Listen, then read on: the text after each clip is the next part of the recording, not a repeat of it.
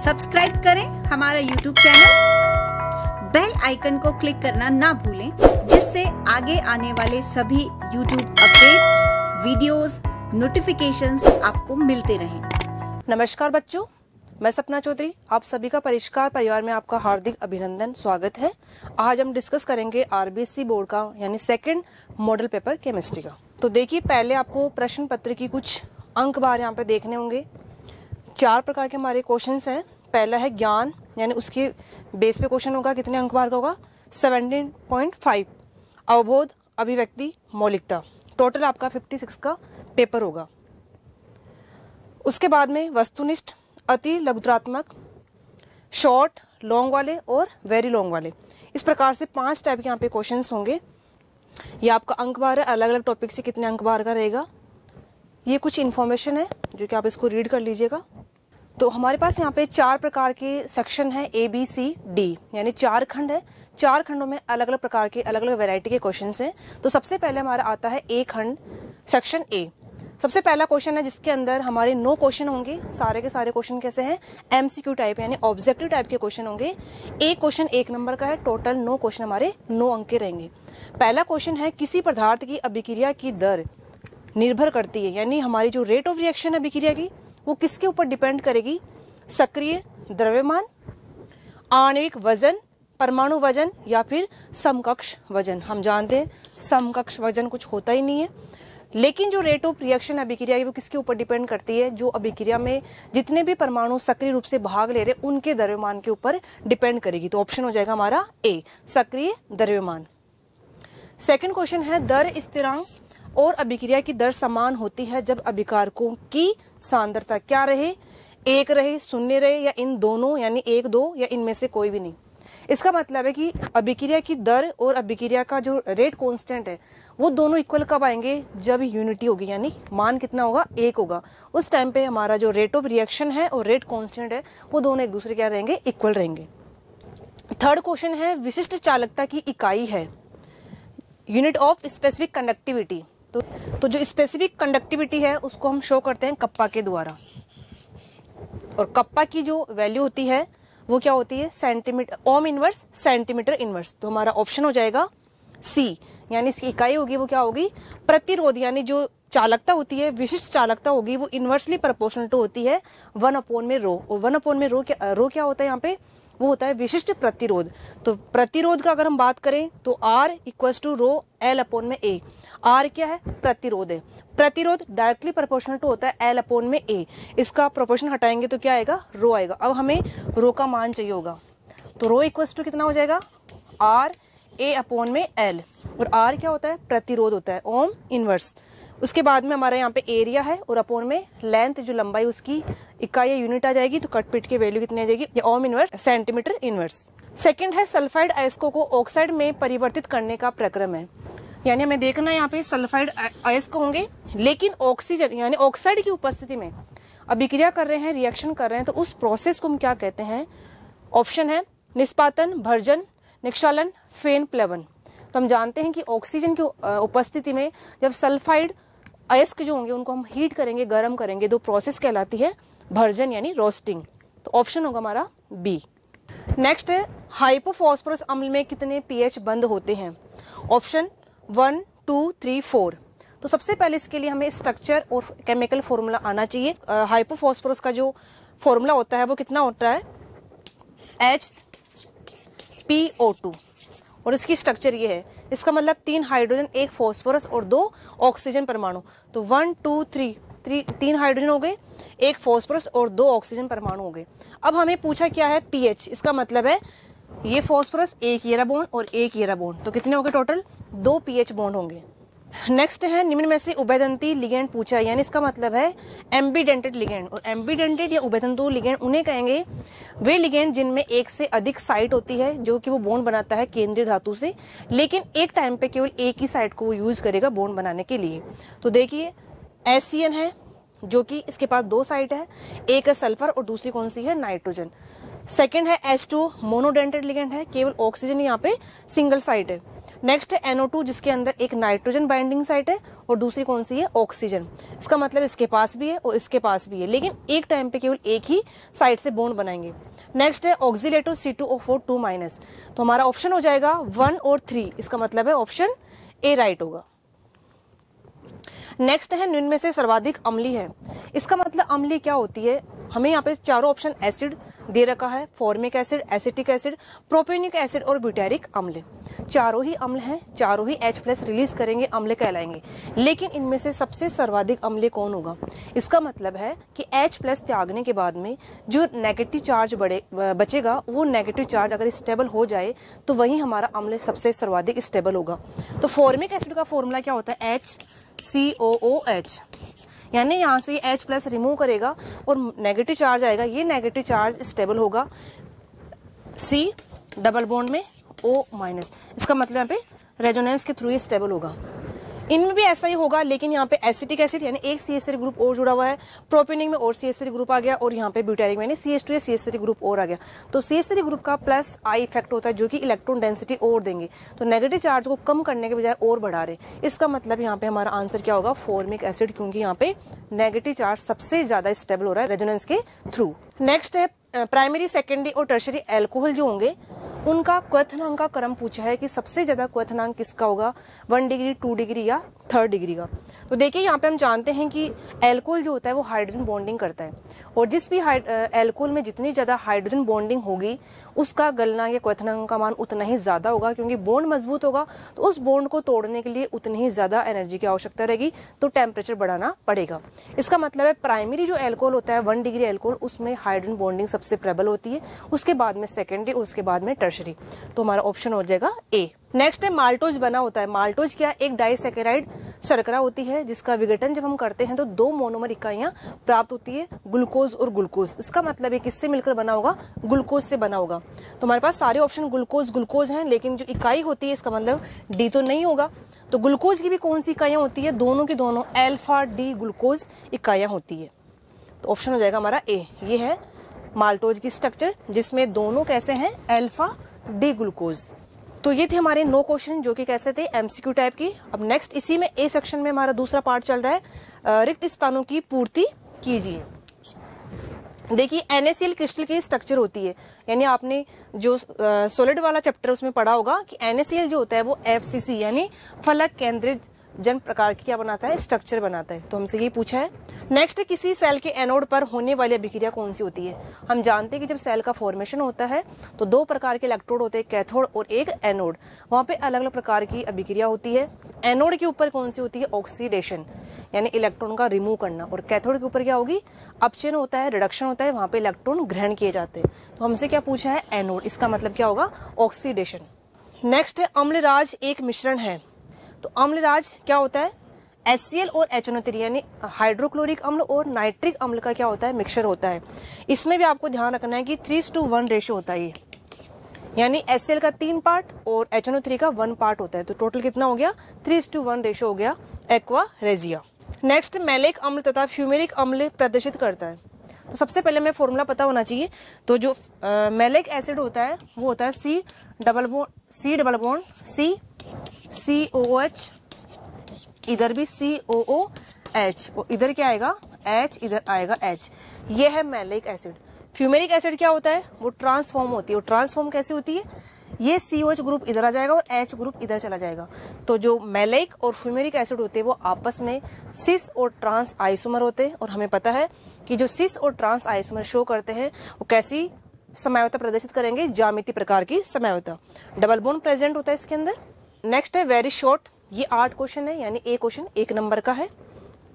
विषम देशकता क्या होती है, अनआइसोट्रोपिक। तो हम जानते हैं कि हमारे जो ठोस होते हैं वो फिजिकल गुण प्रदर्शित करते हैं। तो जो क्रिस्टलीय पदार्थ होते हैं, यानी 2 प्रकार के पदार्थ होते हैं, क्रिस्टलीय और अक्रिस्टलीय। तो क्रिस्टलीय प्रकार के पदार्थों में विषम देशकता पाई जाती है।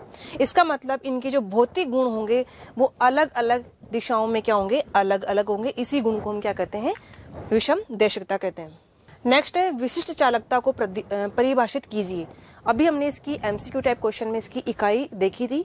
अब हमें यहाँ पे परिभाषा पूछा है कि जो स्पेसिफिक कंडक्टिविटी होती है उसकी परिभाषा क्या है। इसका मतलब ये क्वेश्चन बहुत इंपॉर्टेंट है। जो स्पेसिफिक कंडक्टिविटी होती है वो परिभाषा पूछ सकता है या फिर इसकी इकाई भी। तो किसी चालक पदार्थ के विशिष्ट प्रतिरोध, और विशिष्ट प्रतिरोध क्या होता है, रो होता है। तो इसका जो व्युत्क्रम है, इनवर्स है, वो हमारा क्या कहलाता है, विशिष्ट चालकता कहलाती है। इसका मतलब विशिष्ट प्रतिरोध का इनवर्स क्या कहलाएगा, विशिष्ट चालकता कहलाएगा। कप्पा होगा ये 1/रो। नेक्स्ट, जिंक, कैडमियम, मरकरी को संक्रमण तत्व नहीं माना जाता है, कारण दीजिए।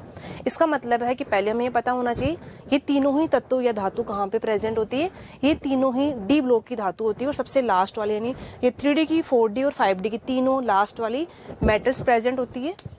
3D, 4D और 5D ये होती है आपकी जिंक, कैडमियम और मरकरी। सबसे लास्ट में एंड में आती है तीनों उसकी वर्ग संक्रमण श्रेणियों की आती है। अब इन्हें हम संक्रमण तत्व नहीं कहते हैं। तो संक्रमण तत्व किन्हें कहेंगे, जिनमें इलेक्ट्रॉन डी कक्षक में आए, लेकिन डी कक्षक कैसा होना चाहिए, अपूर्ण होना चाहिए। डी कक्षक में टोटल 10 इलेक्ट्रॉन होते हैं, तो 10 इलेक्ट्रॉन पूर्ण रूप से भरे हुए नहीं होने चाहिए। लेकिन ये तीनों मेटल या धातु ऐसी है जिनका डी कक्षक पूर्ण रूप से क्या हुआ है, भरा हुआ है। तो इसीलिए इनको हम संक्रमण तत्व नहीं मानते। तो जिनमें सामान्य ऑक्सीकरण अवस्था में डी कक्षक कैसा हो, पूर्ण पूरित होता है, उन्हें हम संक्रमण यानी संक्रमण तत्व कहते हैं। जिनका डी कक्षक वैकेंट हो, पूर्ण रूप से भरा ना हो, उन्हें हम संक्रमण तत्व कहेंगे। लेकिन इनका क्या होता है, पूर्ण रूप से भरा हुआ है, इसका मतलब वो अपूर्ण नहीं है, इसलिए क्या कहलाएंगे, ये संक्रमण तत्व नहीं माने जाएंगे। नेक्स्ट है AgCl2NaCN के साथ में अभिक्रिया करके ये उत्पाद बना रहा है X और NaCl। तो सबसे पहले हमें X को पहचानना होगा कि यहाँ पे क्या बना है और इसका IUPAC नोमेनक्लेचर करना है। इसका मतलब IUPAC हमसे पूछ रहा है यानी कोई ना कोई कंपाउंड यानी कोऑर्डिनेशन कंपाउंड बनाया होगा। तो जब AgCl की रिएक्शन करवाई जाती है NaCl के साथ में, तो यानी यहाँ पे जो Ag है वो तो CN के साथ में मिल रहा है, क्योंकि हमें यहाँ पे दे रखा है NaCl। तो NaCl बन चुका है, इसका मतलब है कि Ag और CN बच गया। तो NaAgCN2 का होल ट्वाइस ये कॉम्प्लेक्स का फॉर्मेशन हुआ, जो कि यहाँ पे क्या है, X है। इसी का IUPAC नाम पूछा है। तो IUPAC हम जानते हैं कि कुछ रूल्स रेगुलेशन है, उनको हमें फॉलो करना होगा। सबसे पहले जो हमारी कोऑर्डिनेशन एंटिटी होती है उसके जो बाहर जो भी स्पीसीज प्रेजेंट होगी उसका नाम पहले आएगा। देन उसके बाद में जो कोऑर्डिनेशन एंटिटी होती है उसका नाम लिखा जाता है। और उस कोऑर्डिनेशन एंटिटी में दो चीज होती है, एक होता है मेटल यानी केंद्रीय परमाणु, और दूसरा कौन सा होगा, लिगेंड होगा।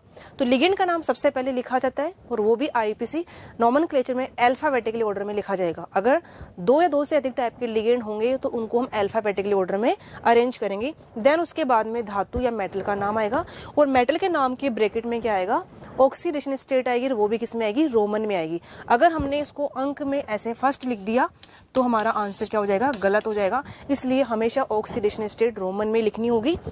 इसके अलावा अगर हमारी जो कोऑर्डिनेशन एंटिटी है और नेगेटिव टाइप की बन रही है तो मेटल के नेम के साथ में हम क्या लगाएंगे, 8 यानी AT जोड़ देंगे, उसके बाद में मेटल का नाम लिखेंगे। तो देखिए सबसे पहले एंटिटी के बाहर क्या है, सोडियम। यहाँ पे अगर मान लो सोडियम का 2, 3, 4 कुछ भी होता तो हम प्रीफिक्स नहीं लगाते। प्रीफिक्स केवल और केवल लिगेंड के नाम के पहले लगता है। तो यहाँ पे सिंपल सोडियम का नाम होगा जो एज इट इज उसका नाम होता है। तो नाम क्या आएगा, सोडियम। फिर उसके बाद में हम एंटिटी का नाम लिखेंगे, अंदर जाएंगे, यानी 2 लिगेंड हैं, एक ही टाइप के हैं और लिगेंड के नाम से पहले क्या लगाना होगा, प्रीफिक्स लगाना होगा। तो कितने लिगेंड है यहाँ पे, 2 है, इसलिए हमने क्या लगा दिया, डाई।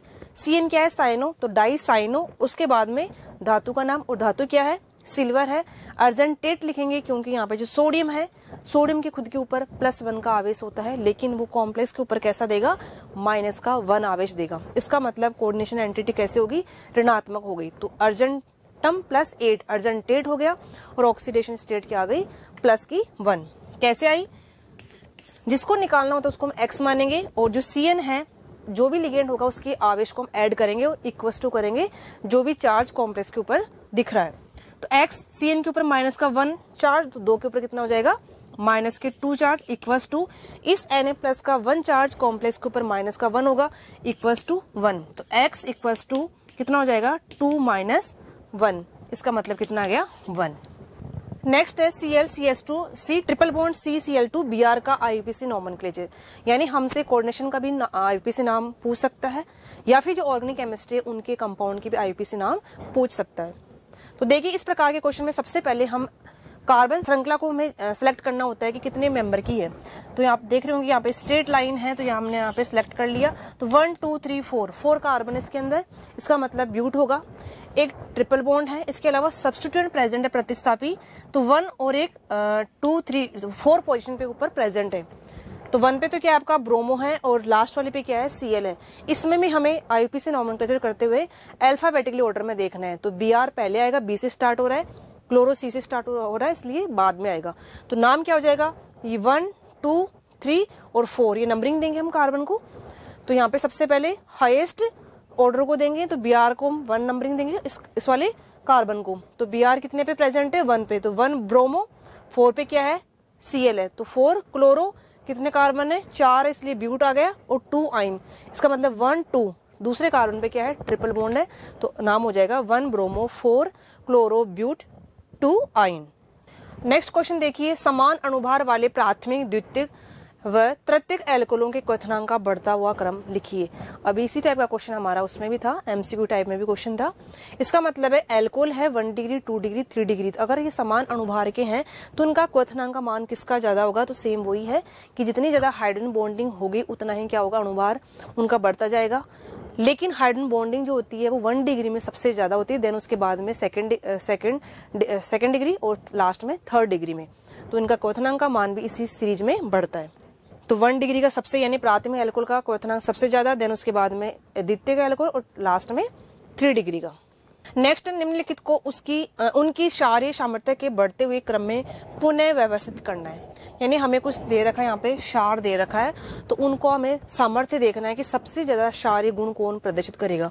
क्षारीय हम जानते हैं कि सब में ही नाइट्रोजन कंटेनिंग स्पीसीज प्रेजेंट है, इनके पास में लोन पे प्रेजेंट होते हैं, और लोन पे डोनेट करेगा तो वो क्षारीय प्रकृति का कहलाएगा। जो जितना आसानी से इलेक्ट्रॉन देगा वो उतना ही क्षारीय प्रकृति ज्यादा शो करेगा। यही चीज हमें यहाँ पे चेक करनी होगी कि कौन से मॉलिक्यूल या अणु के ऊपर सबसे ज्यादा इलेक्ट्रॉन डेंसिटी नाइट्रोजन के ऊपर प्रेजेंट रहेगी। तो देखिए सब में लोन पे प्रेजेंट है नाइट्रोजन के ऊपर, लेकिन यहाँ पे जो CH3 है इसका प्लस I इफेक्ट लगेगा तो और इलेक्ट्रॉन डेंसिटी देगा। इनमें इलेक्ट्रॉन प्रेजेंट है, लेकिन 2 बेंजीन रिंग होने की वजह से जो लोन पेयर होगा वो उस रेजोनेंस में इन्वॉल्व हो जाएगा, तो इलेक्ट्रॉन डेंसिटी जितनी होनी चाहिए थी वो उतनी नहीं रह पाएगी। इससे नेक्स्ट वाले एग्जांपल में हम देखते हैं कि एक तो बेंजीन रिंग है, नाइट्रोजन के ऊपर लोन पेयर है, लेकिन जो 2 CH3 है वो प्लस I इफेक्ट की वजह से यहाँ पे इलेक्ट्रॉन देंगे, लेकिन फिर भी कुछ पार्ट कहाँ जाएगा, बेंजीन रिंग में इन्वॉल्व होगा। और लास्ट वाले एग्जांपल में आप देखिए कि जो लोन पेयर है इसमें कोई भी प्लस I इफेक्ट नहीं दिख रहा, इसका मतलब है जो लोन पेयर है वो कहाँ इन्वॉल्व हो रहे हैं, इस बेंजीन रिंग में। तो सबसे ज्यादा इलेक्ट्रॉन कहाँ प्रेजेंट रहेंगे, CH3 NH2 में, क्योंकि वहां पे कोई रेजोनेंस नहीं हो रहा, तो प्लस I इफेक्ट ज्यादा वहां पे है, क्योंकि इलेक्ट्रॉन जो है वो एज इट इज वहां नाइट्रोजन के पास में रहेंगे। जितनी ज्यादा बेंजीन रिंग होंगी उतना ही ज्यादा रेजोनेंस होगा, तो लोन पेयर वहां पे इन्वॉल्व होगा, तो यानी इलेक्ट्रॉन डेंसिटी नाइट्रोजन के पास में कम रहेगी। सबसे लास्ट इसकी होगी और सबसे ज्यादा किसकी होगी, इसकी होगी क्षारीय सामर्थ्य। इन दोनों की बात करें तो यहाँ पे दोनों में बेंजीन रिंग तो समान है, एक है, लेकिन अभी इसके पास में एक प्लस I इफेक्ट इसकी तुलना में क्या है, ज्यादा है, इसलिए यहाँ पे इलेक्ट्रॉन डेंसिटी इसकी तुलना में यहाँ थोड़ा सा ज्यादा होगा। तो देखिए सिक्वेंस क्या रहेगा, सबसे ज्यादा CH3 NH2 वाला, फिर जिसके पास में 2 NH3 रहेंगे वो, फिर यहाँ पे कोई भी नहीं है, और लास्ट में रहेगा जिसके पास बेंजीन रिंग ज्यादा होगी, क्योंकि वहां पे इन्वॉल्व हो रहा है रेजोनेंस में। नेक्स्ट है मिजो रूप प्रकाशिक सक्रिय नहीं होता है क्यों। मिजो रूप की अगर हम बात करें तो यानी यहाँ पे हमें देखना होगा कि सममिति तल जब प्रेजेंट होगा तो वहां पे वो मिजो कंपाउंड कहलाते हैं। साथ ही कम से कम 2 कार्बन जो है वो कैसे होने चाहिए, किरेल होना चाहिए। तो मिजो के लिए कंडीशन क्या है कि 2 किरेल कार्बन हो, दोनों किरेल कार्बन है, सममिति तल भी है, लेकिन वो क्या होते हैं, प्रकाशिक रूप से ऑप्टिकली रूप से सक्रिय नहीं होते हैं, क्योंकि यहाँ पे एक का RS होगा, एक का R है तो दूसरा कौन सा होगा, घूर्णन S होगा, तो दूसरे एक दूसरे को क्या कर लेते हैं, कैंसिल आउट कर लेते हैं। ये इधर रोटेट करेगा तो ये इधर रोटेट करेगा, यानी एक क्लॉकवाइज कर रहा है तो एक एंटी क्लॉकवाइज कर रहा है, तो ओवरऑल रिजल्ट क्या हो जाएगा, एक दूसरे को कैंसिल आउट कर लेते हैं, इसलिए वो प्रकाशिक रूप से सक्रिय नहीं हो पाते। तो ये हमारा A सेक्शन कंप्लीट हुआ। अब स्टार्ट करते हैं हम B सेक्शन। शॉर्ट वाले क्वेश्चन है, फिर उसके बाद में लॉन्ग वाले। तो देखिए यहाँ पे एक न्यूमेरिकल है, इंपॉर्टेंट है। 298 केल्विन पर 0.10 m KCl विलयन की विशिष्ट चालकता कितना है, 0.0129 S सेंटीमीटर इनवर्स है, तो मोलर चालकता की गणना कीजिए। 1.5 नंबर का क्वेश्चन है। ये हमारे जो लघुत्रात्मक क्वेश्चन है वो कैसे हैं, 1.5 नंबर के होंगे। तो देखिए सबसे पहले हमें मोलर चालकता की जो फॉर्मूला है वो पता होना चाहिए, बाकी हम वैल्यू इसके अंदर पुटअप करेंगे तो हमारा आंसर आ जाएगा। तो देखिए फॉर्मूला क्या होता है मोलर चालकता का या मोलर कंडक्टिविटी का, उसको हम लैम्बडा एम के द्वारा प्रदर्शित करते हैं। लैम्बडा एम इक्वल टू होता है कप्पा, ये क्या है कप्पा है, कप्पा इंटू 1000 अपॉन में सी। सी क्या है यहाँ पे मोलरता यानी सांद्रता। अब हम देखेंगे यहाँ पे हमें क्या क्या दे रखा है। तो विशिष्ट चालकता का मान दे रखा है, किसका, कप्पा का मान दे रखा है, कितना है 0.0129 है, 1000 है ऊपर, और नीचे क्या आएगा आपकी सांद्रता, वो कितनी है 0.10 m मोलर। तो पूरी वैल्यू हम रख देंगे एज इट इज। तो कट पिट की वैल्यू कितनी है 129.0 सेंटीमीटर स्क्वायर पर मोल। नेक्स्ट है आयनिक यौगिक Ab2 प्रकार के उदाहरण के लिए बताइए। यानी कोई Ab2 प्रकार का हमें कोई मॉलिक्यूल दिया गया, आयनिक यौगिक किस प्रकार का है, Ab2 टाइप का है। ये भी 1.5 नंबर का क्वेश्चन है। इसमें हमें क्या करना है कि ए और बी आयनों के लिए समन्वय संख्या देखनी है। यानी जो Ab2 टाइप का जो यौगिक है आयनिक, इसमें ए और जो बी आयन होंगे उनकी कोऑर्डिनेशन नंबर कितनी होगी। सेकंड है एक मात्रा कोष्टिका में ए और बी, यानी इसी Ab2 टाइप का जो यौगिक है उसमें इनकी आयनों की संख्या कितनी होगी, किसमें, मात्रा कोष्टिका के अंदर। मात्रा कोष्टिका को क्या कहते हैं, यूनिट सेल, तो इसके अंदर इनकी संख्या क्या होगी। तो देखिए सबसे पहले हम देखते हैं कि Ab2 टाइप का जो हमारा आयनिक यौगिक है इसे हम मान सकते हैं CaF2 टाइप का। ये हो गया, इसको Ca को हम A मान सकते हैं और F को B। कितने हो गए Ab2। इसका मतलब है इस टाइप का उदाहरण या एग्जाम्पल क्या होगा हमारा CaF2 होगा। और CaF2 जो होता है क्यूबिक प्रकार के स्ट्रक्चर के अंदर एग्जिस्ट करता है। वहां पे एक जो Ca होता है वो 8 फ्लोराइड के द्वारा घिरा रहता है। यानी एक जो कैल्शियम होता है और जो हमारा कैल्शियम है उसके ऊपर कितना चार्ज होगा A+2, और B जो है उसके ऊपर, B के ऊपर -1, क्योंकि जो F उसके ऊपर -1 चार्ज होता है। A क्या है यहाँ पे कैल्शियम है जिसके ऊपर +2 चार्ज, और जो B है जो कि हमारे यहाँ पे फ्लोराइड है उसके ऊपर -1 चार्ज। तो क्यूबिक प्रकार की स्ट्रक्चर जब बनाता है तो एक कैल्शियम 8 फ्लोराइड के द्वारा घिरा रहता है। और यही हमसे पूछा है कि ए और बी आयनों की कोऑर्डिनेशन नंबर कितनी होती है। तो ए कौन है यहाँ पे, कैल्शियम है जिसकी समन्वय संख्या कितनी है 8 है, और बी क्या है, फ्लोराइड है जो कि एक फ्लोराइड 4 कैल्शियम के द्वारा घिरा रहता है। इसका मतलब है यहाँ पे कोऑर्डिनेशन नंबर कितनी आ गई 8 और 4 आ गई। ए जो हमारा परमाणु है आयन है उसकी तो कितनी होगी 8, और बी वाले की कितनी होगी 4। तो समन्वय संख्या कितनी होगी 8 और 4। नेक्स्ट है एक मात्रा कोष्टिका में ए और बी आयनों की संख्या। अब हमें यूनिट सेल में पूछा है कि एक यूनिट सेल में ये आयन जो होंगे वो कितने होंगे।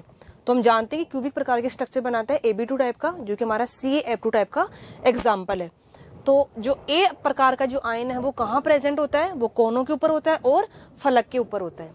तो कोनों के ऊपर होगा तो एक क्यूब के अंदर कितने कोने होते हैं 8 कोने होते हैं। तो कितना भाग ऑक्यूपाई करेगा 1/8 × 8। फलक कितने होते हैं 6 फलक होते हैं, तो यानी 6 का कितना पार्ट करेगा 1/2। तो कितनी वैल्यू आ जाएगी कट पीट के, यहाँ से 1 और यहाँ से 3, तो कितना हो गया 4। इसका मतलब है एक मात्रा कोष्टिका में ए जो आयन होंगे उनकी संख्या तो कितनी होगी 4 होगी। अब हम बी की देखते बात। तो बी जो आयन है जो कि एफ मान रहे हैं यहाँ पे, उनकी संख्या कितनी होगी, काय केंद्रिक के रूप में रहता है वो। तो यानी यहाँ पे पूरा का पूरा यहाँ पे ऑक्यूपाई करेगा तो 1 × 8, तो कितना हो जाएगा यहाँ पे 8 हो जाएगी उसकी संख्या। इस प्रकार से Ab2 टाइप में जो हमारी इकाइयां हैं वो कितनी होती हैं 4 Ab2 टाइप की इकाइयां प्रेजेंट होती है। सामान्यतः ताप बढ़ाने पर गैसों की दरों में विलेयता क्या होती है, घटती है। इसका मतलब है कि कोई भी जब गैस को हम विलयन के अंदर डिजोल्व करते हैं तो ताप बढ़ाएंगे तो वो क्या होगी विलेयता यानी कम होगी। यानी हम टेम्परेचर दे रहे हैं और गैस को भी विलय करना हो तो गैस के अणु जो होंगे वो दूर दूर जाएंगे, यानी विलय नहीं होंगे, तो यानी उनकी विलेयता क्या होती है घटती है। ये आधा नंबर का है क्योंकि 1 नंबर का दूसरा क्वेश्चन है वो है न्यूमेरिकल है। 5% WV यानी वेट अपॉन में वॉल्यूम। NaCl के 200 ml विलयन बनाने हेतु कितने ग्राम NaCl की आवश्यकता होगी। बहुत सिंपल क्वेश्चन है 1 नंबर का, क्योंकि टोटल हमारा एक क्वेश्चन 1.5 नंबर का है। नेक्स्ट क्वेश्चन, पहला क्वेश्चन हमारा, गैस की जो अणु है उनको हम डिसोल्व करते हैं विलय के अंदर, तो उनकी जो विलयशीलता है वो क्या होती है, कम होती जाती है टेम्परेचर बढ़ाने के साथ में। क्योंकि हमें यहाँ पे देखना होगा ली चाताले का नियम। तो ली चाताले का नियम ये कहता है कि जब गैस के अणु में टेम्परेचर बढ़ाया जाता है तो जो हमारा इक्विलिब्रियम होता है वो बैक साइड क्या होता है, शिफ्ट होता है। इसका मतलब है कि टेम्परेचर कम करेंगे तो यानी आगे हमारा शिफ्ट होगा, जो ये गैस की जो विलेयता होगी वो बढ़ेगी। लेकिन अगर हम टेम्परेचर बढ़ा रहे हैं तो गैस के अणु विलय ना होकर क्या हो जाएंगे, वापस से बैकवर्ड साइड में जाएंगे। इसका मतलब साम्य पश्चिम दिशा की ओर बढ़ता है। तो तापमान बढ़ाने पर गैसों की दरों में विलेयता घटती है, बिल्कुल संघनन अभिक्रिया के समान होता है, यानी कंडेंसेशन जो अभिक्रिया होती है उसके जैसा होता है। क्योंकि घोले जाने पर गैसों के अणु दरों अवस्था में विलीन होकर उसमें उपस्थित रहते हैं। इस अभिक्रिया में ऊष्मा क्या होती है, उत्सर्जन होता है, हीट निकलती है। गैसों के दरों में विलेयता गतिक साम्य होता है, इसीलिए ली चाताले के अनुसार क्या होगा, जब हीट निकल रही है इसका मतलब ऊष्मा बढ़ रही है, तो यानी टेम्परेचर बढ़ाएंगे तो यहाँ पे अभिक्रिया क्या होगी, बैकवर्ड साइड में क्या होगी, शिफ्ट होगी। तो इसलिए यहाँ पे विलेयता क्या होती है, टेम्परेचर के साथ में डिक्रीज होती है। नेक्स्ट है न्यूमेरिकल है 5% WV यानी वेट अपॉन में वॉल्यूम। NaCl के 200 ml विलयन बनाने हेतु कितने ग्राम NaCl की हमें नीड होगी। तो सबसे पहले हमें फॉर्मूला पता होना चाहिए। जब WV दे रखा होता है यानी द्रव्यमान आयतन का जब फॉर्मूला दे रखा होता है, या ये जो फॉर्मूला किसके बराबर होता है, यानी द्रव्यमान आयतन जब भी होगा तो वो क्या होगा, ग्राम में मात्रा बटे विलयन का आयतन इनटू 100। तो देखिए हमें पूछा क्या है, NaCl की मात्रा ग्राम में, ये हमसे पूछा है। W/V दे रखा है कितना है, 5%, और विलयन का आयतन कितना है, 200 ml दे रखा हमें, 200 ml इंटू 100। हमें क्या निकालना है, ये निकालना है, वेट निकालना है NaCl का। तो 5 = WV हमें निकालना है, इंटू 100 है अपॉन में 200 ml, क्योंकि हमें ऑलरेडी दे रखा है। तो W इधर आ जाएगा, ये 0 से 0 गया, ये 2 इधर चला जाएगा, तो कितना हो जाएगा, 5 × 2 यानी 10। तो 10 ग्राम जो NaCl है वो हमें नीड रहेगा कितना, 200 ml विलयन बनाने के लिए। नेक्स्ट क्वेश्चन है K3FeCN6 तथा PT-NH3 6Cl4 के IUPAC नाम पूछा है। यानी IUPAC नाम जो है वो आप कोई सा भी एग्जांपल दे सकते हैं आपका, तो उसका आपको IUPAC नामांकन ध्यान होगा, उसके कुछ रूल्स रेगुलेशन आपको देखने होंगे। आधे नंबर में सेकंड है CONH3 6+3 की संरचना को संयोजकता बंध सिद्धांत के आधार पर बताना है। तो देखिए अभी हमने पहले भी हमारा क्वेश्चन था कि IUPAC नॉमेनक्लेचर में कुछ रूल्स रेगुलेशन आपको चेक करने होंगे। तो सबसे पहले हम जो भी कोऑर्डिनेशन एंटिटी के बाहर होता है उसका नाम लिखते हैं। कितनी भी संख्या लिखी होती है हम प्रीफिक्स नहीं लगाते, प्रीफिक्स केवल और केवल लिगेंड के नाम के पहले लगाया जाता है। तो कितने यहाँ पे, पोटेशियम है, जो एज इट इज नाम होता है वहीं लिखेंगे हम पोटेशियम। फिर कोऑर्डिनेशन एंटिटी के अंदर मेटल और लिगेंड प्रेजेंट होता है, तो लिगेंड का नाम लिखे हम उसमें अल्फाबेटिकली ऑर्डर में। तो कितने लिगेंड हैं, 6 लिगेंड हैं, कौन से हैं, साइनो, तो हेक्सा साइनो हो गया। उसके बाद में धातु कौन सी है, आयरन है, आयरन को क्या लिखेंगे हम, फेरेट लिखेंगे, क्योंकि पोटेशियम जो होगा वो 1+ चार्ज है, लेकिन कोऑर्डिनेशन एंटिटी के ऊपर कितना देगा, -3 देगा। इसका मतलब कोऑर्डिनेशन एंटिटी को कैसा बना रहा है, ऋणात्मक बना रहा है। तो साइनो, तो हेक्सा साइनो फेरेट, और ऑक्सीडेशन स्टेट कितनी आ जाएगी, 3rd आ जाएगी, क्योंकि यहाँ पे जो आयरन है उसको हम X मान रहे हैं, जिसकी निकालनी होगी ऑक्सीडेशन स्टेट। CN के ऊपर -1 चार्ज, 6 के ऊपर कितना होगा, -6 इक्वल्स टू कॉम्प्लेक्स के ऊपर -3 चार्ज दे रहा है, तो X इक्वल्स टू कितना हो जाएगा, 6 - 3, इसका मतलब है 3। तो ऑक्सीडेशन स्टेट कितनी आएगी यहाँ पे, 3rd। किसमें लिखना होगा, रोमन में लिखना होगा। तो नाम क्या हो जाएगा, पोटेशियम हेक्सा साइनोफेरेट 3rd। इसके बाद में सेम, अब देखिए ये जो स्पीसीज है वो चाहे तो कोऑर्डिनेशन एंटिटी के इधर भी आ सकती है और इधर भी आ सकती है। तो सेम दोनों का नाम थोड़ा सा अंतर होगा, अगर पहले आए तो पहले उसका नाम होगा, ये लास्ट में आए उसका नाम भी क्या होगा, लास्ट में होगा। तो यहाँ पे भी हम टेट्रा नहीं लगाएंगे, क्योंकि यहाँ पे जो लिगेंड होगा वो केवल और केवल इस बड़े ब्रैकेट के अंदर ही है, वही लिगेंड की तरह कार्य करता है। तो यहाँ पे क्या नाम होगा, हेक्सा एमीन। यहाँ पे एक ही प्रकार का लिगेंड है, इसलिए हमें देखना नहीं है कि अल्फाबेटिकली ऑर्डर में कितने हैं एमीन, 6, तो हेक्सा एमीन। धातु कौन सी है, प्लेटिनम है।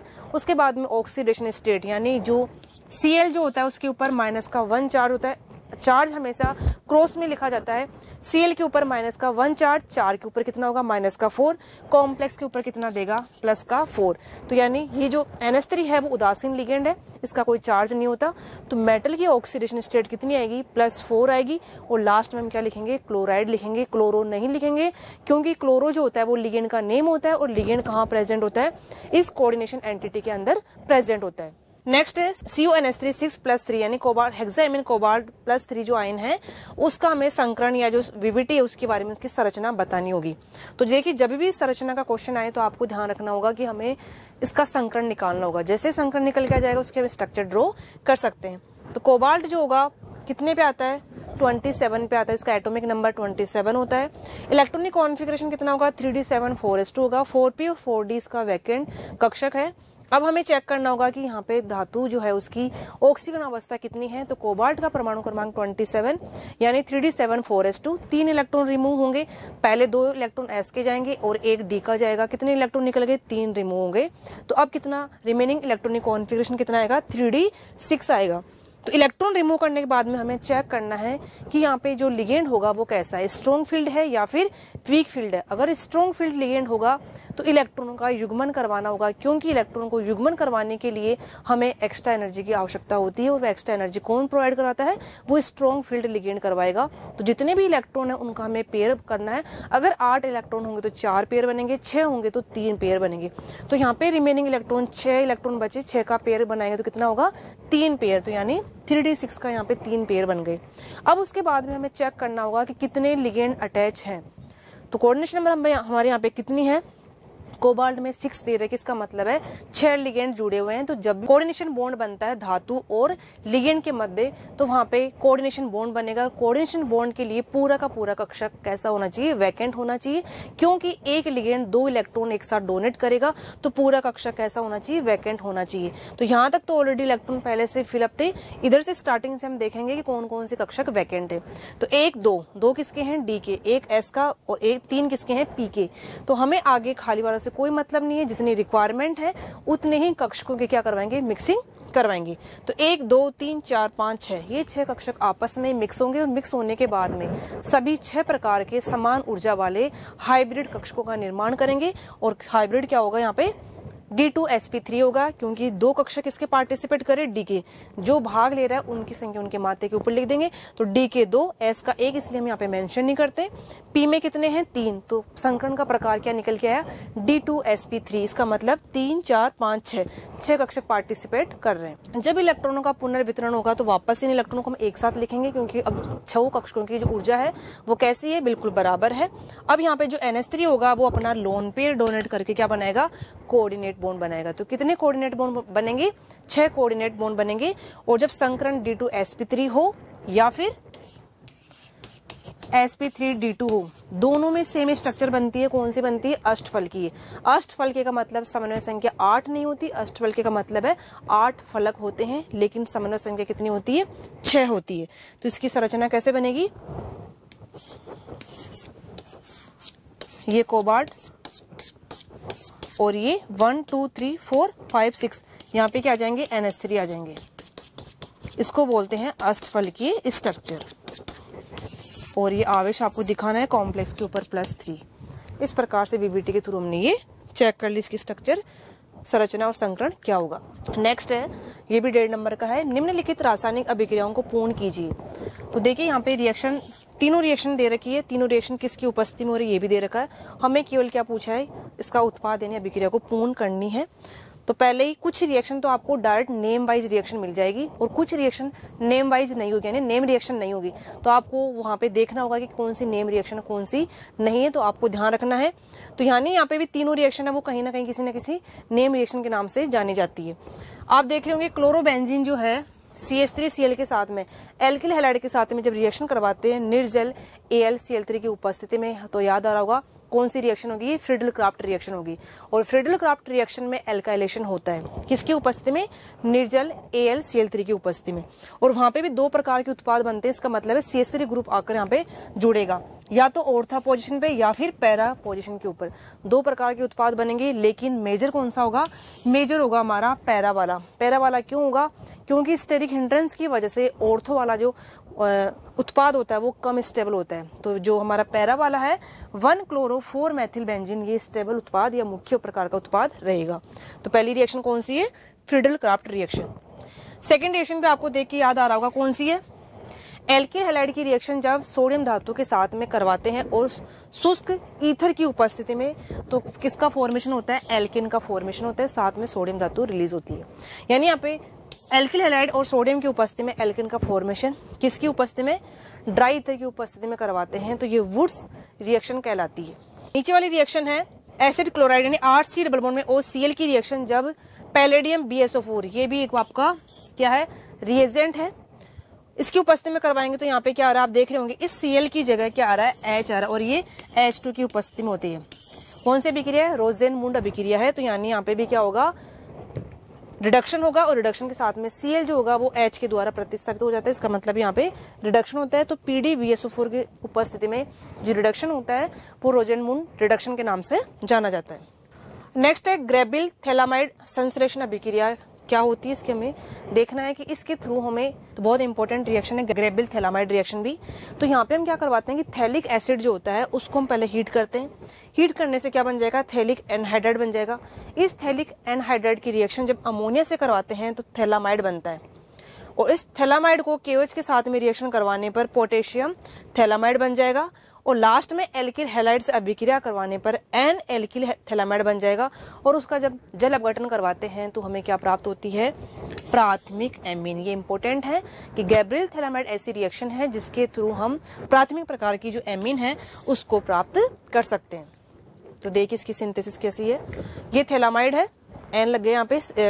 थैलिक एसिड क्या होता है? बेंजीन रिंग के ऊपर ऑर्थो पोजीशन पे COOH, ये होता है थैलिक एसिड। तो थैलामाइड बन गया। उसके बाद में हम किसके साथ में रिएक्शन करवाएंगे? पोटेशियम हाइड्राइड के साथ में करवाएंगे। तो यहाँ से क्या निकल जाएगा? H2 निकल जाएगा, और ये पोटेशियम यहाँ लग जाएगा। फिर नेक्स्ट एल्किल हैलाइड के साथ में रिएक्शन करवाएंगे तो यहाँ से KX और ये R यहाँ आ जाएगा, तो ये N एल्किल थैलामाइड बन गया। इसका हम क्या करवाएंगे? NOH के साथ में या हाइड्रोलाइसिस करवाएंगे। तो यानी यहाँ पे जो NH2 ग्रुप है वो क्या कर जाएगा? यहाँ पे NOH के साथ में, या फिर वाटर भी हो सकता है, उसके साथ में जब रिएक्शन करवाएंगे तो यहाँ से एमीन का फॉर्मेशन होगा। यानी एक O Na यहाँ जुड़ेगा और H यहाँ आ जाएगा। दूसरा वाला बॉन्ड यहाँ से ब्रेक होगा तो O Na, अगर आपने OH लिया है यानी H2 लिया है तो OH आके जुड़ जाएगा, हाइड्रोलाइसिस करवाएंगे और H यहाँ आ जाएगा। तो उसका मतलब है ये पार्ट अलग हो गया। तो R क्या बन गया? R N पहले से था ही, और दोनों हाइड्रोजन और आ गए तो RNH2। ये क्या होती है? यहाँ पे 1 डिग्री यानी प्राथमिक एमीन का फॉर्मेशन होता है। तो बहुत इंपॉर्टेंट रिएक्शन है कि गैब्रियल थैलामाइड अभिक्रिया के द्वारा हम 1 डिग्री एमीन प्राप्त कर सकते हैं। सेकंड है प्रतिबिंब रूपी व विवरिम समायों में एक अंतर लिखिए। आधा नंबर का है। कारण दीजिए कि समकक्ष ब्यूट 2-in-1 4 डायोइक अम्ल का गलनांक विपक्ष यानी ट्रांस समायों से कम क्यों होता है। तो देखिए पहला है वे समायों जो एक दूसरे क्या होते हैं? दर्पण प्रतिबिंब हो। इसका मतलब है प्रकाशिक प्रकार के समायों क्या होते हैं? जो एक दूसरे के दर्पण प्रतिबिंब होते हैं। इसका मतलब है यहाँ पे कोई आपका क्या है? यौगिक है, और यहाँ पे हमने क्या लगा दिया? दर्पण लगा दिया, तो इसका प्रतिबिंब बन रहा है और एक दूसरे के ऊपर अध्यारोपित नहीं हो रहे हैं, तो वो क्या कहलाएंगे? प्रकाशिक प्रकार के समायों कहलाएंगे। और जो एक दूसरे के समायों यानी दर्पण प्रतिबिंब नहीं होंगे वो कैसे कहलाते हैं? विवरिम प्रकार के समायों कहलाते हैं। सेकंड पूछा था हमसे कि विपक्ष जो समायों है उसमें क्या होगा? गलनांक का मान उच्च होता है। किसकी तुलना में? सिस फॉर्म की तुलना में। यानी जो सिस फॉर्म होती है वहां पे हाइड्रोजन बॉन्डिंग, या हम कह सकते हैं कि वहां पे जो फोर्स होते हैं वो कम अप्लाई होते हैं, लेकिन जो ट्रांसफॉर्म होती है वहां पे वांडरवाल फोर्स क्या होते हैं? अधिक होते हैं। तो सिस फॉर्म ट्रांसफॉर्म में वांडरवाल फोर्स सिस की तुलना में अधिक होने की वजह से बॉन्ड मजबूत बन जाएगा। जो आकर्षण है वो क्या रहेगा? अट्रैक्शन ज्यादा रहेगा। अट्रैक्शन ज्यादा रहेगा तो बॉन्ड को तोड़ने के लिए अधिक ऊर्जा की आवश्यकता रहेगी, और अधिक ऊर्जा का मतलब है यहाँ पे कि गलनांक के मान भी क्या हो जाएंगे? बढ़ जाएगी। तो ट्रांसफॉर्म के जो गलनांक के मान है वो ज्यादा होते हैं क्योंकि वांडरवाल फोर्स की वजह से। तो एग्जाम्पल हम ले सकते हैं यहाँ पे, ये गलनांक 130 डिग्री सेंटीग्रेड आ रहा है किसमें? सिस फॉर्म में, और ये कैसी है आपकी? ट्रांसफॉर्म है। तो ट्रांसफॉर्म में 287 डिग्री सेंटीग्रेड आ रहा है। इसका मतलब है यहाँ पे जब यही अणु बहुत सारे होंगे सॉल्यूशन के अंदर तो यहाँ पे बॉन्डिंग तो होंगी लेकिन वीक होगी, क्योंकि स्टेरिक हिंड्रेंस की वजह से इतना फोर्स नहीं लग पाएगा। यहाँ पे क्या होता है? इधर से ग्रुप जुड़ जाएंगे, इधर से ग्रुप जुड़ जाएंगे, तो यानी यहाँ पे इतनी जो स्टेरिक हिंड्रेंस है वो नहीं आ पाएगी, तो यहाँ पे फोर्स ज्यादा अप्लाई होगा, वांडरवाल फोर्स क्या होगा? ज्यादा बढ़ेगा, इसलिए इनके गलनांक के मान भी उच्च होंगे। नेक्स्ट है निम्नलिखित अभिक्रियाओं को रासायनिक समीकरण सहित समझाइए। अब देखिए, हमने पहले वाला जो इससे पहला क्वेश्चन किया था ऑर्गेनिक में, वो था हमारा बिना नेम रिएक्शन, यानी वहां पे हमें रिएक्शन को कंप्लीट करना था। इसी प्रकार से कुछ क्वेश्चन है जो कि आपको डायरेक्ट नेम दे दिया, यानी रिएक्शन का नाम दे दिया, लेकिन आपको ना रिएजेंट पता है ना आपका उत्पाद पता है, यानी रिएजेंट पता नहीं यहाँ पे। तो इसका मतलब है आपको दोनों ही चीज ध्यान रखनी है। नेम रिएक्शन भी नाम दे के पूछ सकता है, और नाम दे के जब पूछेगा इसका मतलब है आपको रिएजेंट भी और जो रिएक्टेंट है वो भी आपको पता होना चाहिए। अगर रिएक्टेंट और जो अभिकारक जो अभिक्रिया कर रहा है वो पता है, तो यानी उसका उत्पाद बनाना भी आना चाहिए। तो दोनों प्रकार से क्वेश्चन पूछ सकता है, नेम रिएक्शन दे के भी और विदाउट नेम रिएक्शन भी। तो यहाँ पे हमें कौन सी रिएक्शन दी है? हेल्वो-लार्ड-जेलेंस्की रिएक्शन, और दूसरी कौन सी है? क्लीमेंशन रिडक्शन। दोनों ही रिएक्शन इंपॉर्टेंट है। तो हेल्वो-लार्ड जो जेलेंस्की रिएक्शन है उसके लिए कंडीशन क्या है कि अल्फा हाइड्रोजन युक्त कार्बोक्सिलिक अम्ल। इसका मतलब है कार्बोक्सिलिक अम्ल होगा, लेकिन वहां पे अल्फा हाइड्रोजन का होना भी क्या है? आवश्यक है। इसकी अभिक्रिया जब हम किसके साथ करवाते हैं? हैलोजन और फास्फोरस। ये भी कंडीशन जरूरी है। किसकी उपस्थिति में करवा रहे हो? फास्फोरस की उपस्थिति में करवा रहे हो तो क्या होगा? अल्फा हाइड्रोजन का क्या होता है? प्रतिस्थापन हो जाता है, वहां पे क्या होगा? हैलोजन आ जाएगी। देखिए एग्जाम्पल, RCH2COH और X2। अभी क्या था? अल्फा हाइड्रोजन, ये कार्बोक्सिलिक एसिड है। तो इस कार्बन की जो बगल वाला कार्बन है वो अल्फा कार्बन कहलाता है, और इससे जो अटैच हाइड्रोजन है वो कैसा है? Alpha hydrogen. उसके बाद में किसके साथ करवाएंगे? हैलोजन X2 और फास्फोरस की उपस्थिति में। तो जो अल्फा हाइड्रोजन है वो कहां से रिप्लेस होगा? इस X की वजह से। तो HX निकल जाएगा और ये X कहां आ जाएगा? यहाँ कर जुड़ जाएगा। इसको कहते हैं हम हेल्वो-लार्ड-जेलेंस्की अभिक्रिया। नेक्स्ट है क्लीमेंशन रिडक्शन।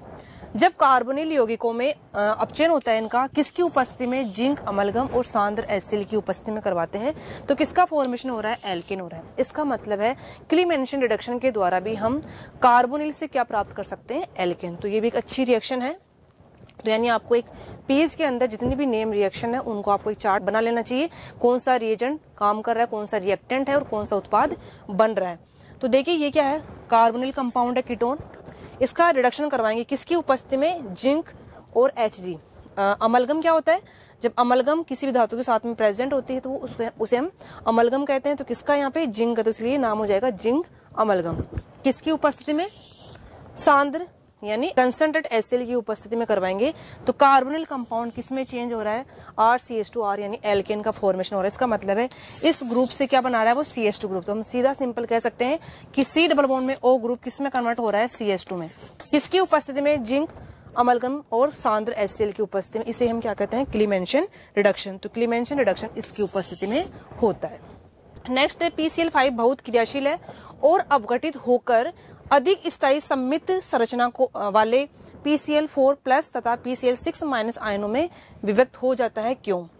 नेक्स्ट है PH3 की तुलना में NH3 प्रबल क्षार है। तो देखिए PCl5 की अगर हम बात करें तो एक्सरे क्रिस्टलोग्राफी के द्वारा ये देखा गया, जो कि मॉलिक्यूल अणु की स्ट्रक्चर के बारे में व्याख्या करती है, बताती है कि वो अणु है वो किस ज्यामिति के अंदर एग्जिस्ट करता है। तो PCl5 के लिए जो देखा गया तो पाया गया कि ये लॉन्ग टाइम तक रह नहीं पाता। इसका मतलब ये अनस्टेबल है, और अनस्टेबल होने की वजह से क्या करता है? डिसोशिएट होता है, और डिसोशिएट होकर दो प्रकार के आयन बनाता है, एक PCl4+ और एक PCl6-। तो इसकी इनकी स्ट्रक्चर के द्वारा यहाँ पे प्राप्त हुआ है।